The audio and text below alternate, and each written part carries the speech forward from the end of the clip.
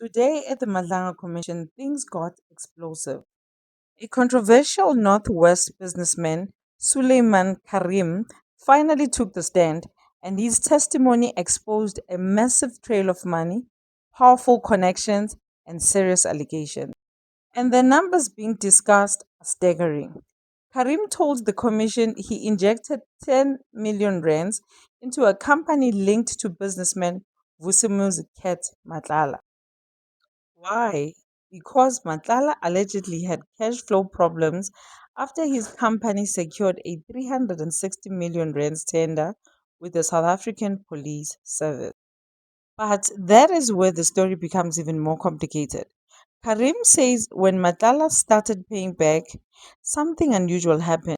Matlala insisted that Karim take part of the repayment money and send it to another businessman, Hangwani Morgan Mawumela.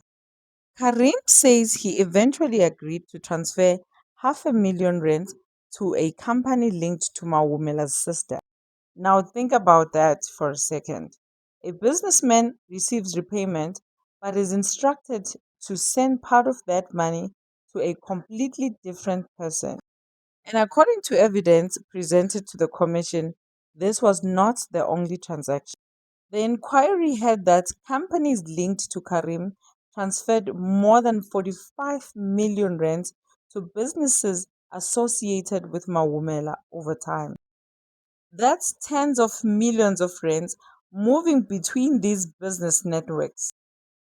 Karim's explanation, he insisted he was not part of any corruption scheme. He told the commission he simply made bad business decisions and got caught in a web of people. But the commission's evidence leader, Matthew Chaskalson, suggested something much more serious. He warned that if the police tender itself was obtained through fraud, then the money flowing from it could be considered proceeds of a crime. And that could open the door to money laundering charges under the Prevention of Organized Crime Act. So now the big question is, was Karim simply a businessman who made poor decisions, or was he part of a much larger network moving millions through government tenders? The testimony continues, and the cross examination could reveal even more. And if the commission's suspicions are correct, criminal charges could still follow. With that being said, we'll see you in the next one. God bless you and good night.